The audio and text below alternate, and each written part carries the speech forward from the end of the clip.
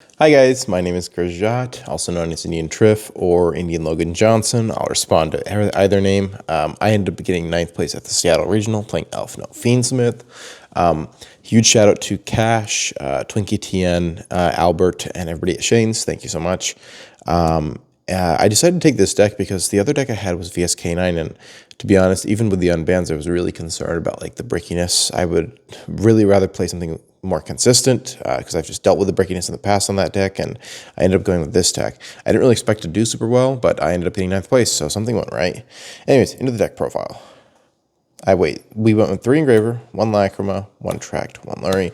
These are fairly standard ratios. DD Wave King is still pretty insane.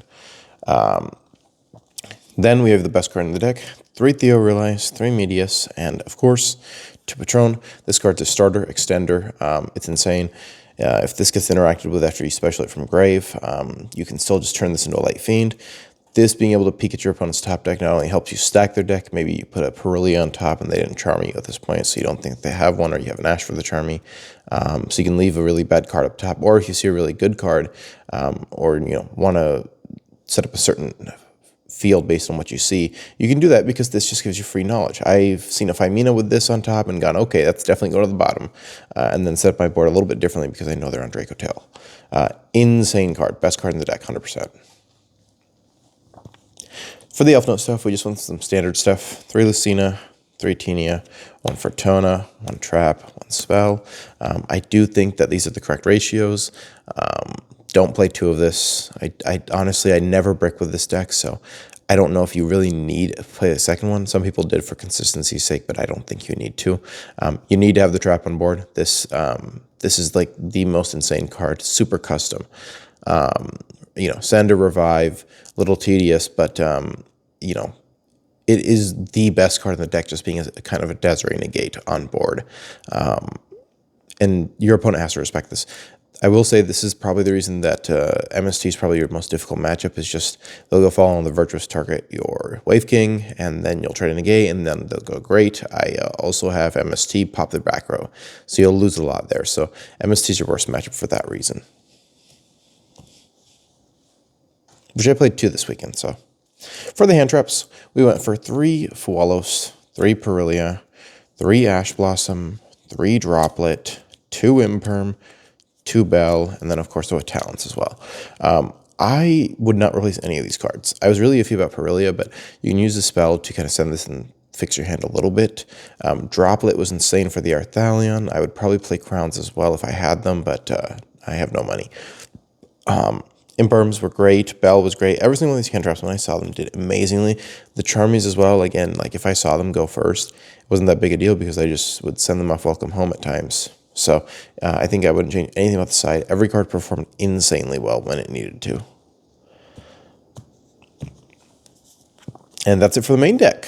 For the extra deck, we ended up playing 1 Crystal Wing, 2 Strelitzia. Honestly, you could probably cut this down to 1.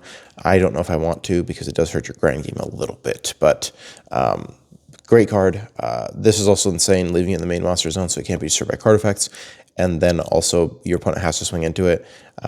And again, it gains half the attack. It's a monster negate, right? This card is insane. If anybody reads this card, you know it's insane. We are playing Fiendsmith, so I'm playing Armades, and of course the Fabled Synchro. I did end up borrowing it from somebody at my locals. Shout out Albert. But I have mine in the mail. It's coming on. I do think you need to play both. Accessing Fiendsmith and having Wave King just really elevates your board, but also just really elevates your follow-up.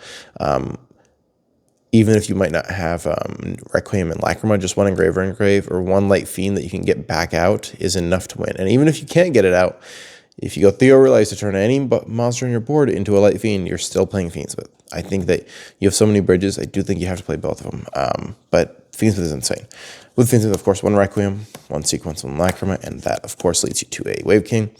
I played Sequence and Lacrima over Necroquip, 1 for the extra body that you're left with at the end of your combo that stays on board. So turn 2, you can trap send this to revive. It's a little bit nicer way to play and just save some resources. Lacrima was really nice just for the burn. I triggered it as often as I could. And at one point I was playing a VS Cannon player who Was at 3,300 life points. I was at 7k, and I burnt him with this, and he started burning me with Borger, and then he realized, oh crap, he's just going to lack him and burn me to death. I'm going to have to scoop. It was a 30-minute game one that could have been longer, but this helped me cut it down. I played Aerial Eater, Desiree, Agnomde as well. Honestly, didn't make any of these this weekend. I was super consistent, so I'm definitely cutting Aerial Eater and probably Desiree as well. Maybe this guy. I've saw some niche case uses, but maybe still this guy. Cutting both of these. Never needed them. We played Muckraker, Link Spider, and SP. Some pretty standard stuff. I'll show you why I'm playing Muckraker there in a little bit. Deck was insane, you know?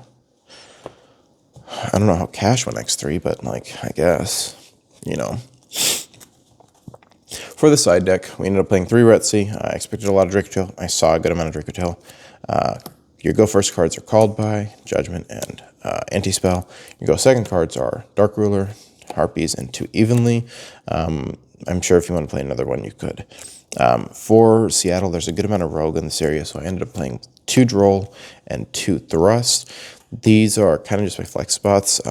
I probably would keep Droll in the main, but these are definitely my flex spots. I only saw Thrust once, and it was not a good card. So this will probably be swapped for something else. Maybe a second tract, maybe some crowns if I can get my hands on them. And then the last card on my extra deck, or side deck, sorry, was Invader of Darkness. MST is your worst matchup, so you need to have an out to it. I do wish I played Spellcaster Village instead, just because that hits more stuff. So I will probably replace all 3 of these cards with Spellcaster unless I find something better. That was the deck profile. Again, shoutouts to Cash, Twinkie TN, Albert, and everybody at Shane's. Have a wonderful day, guys.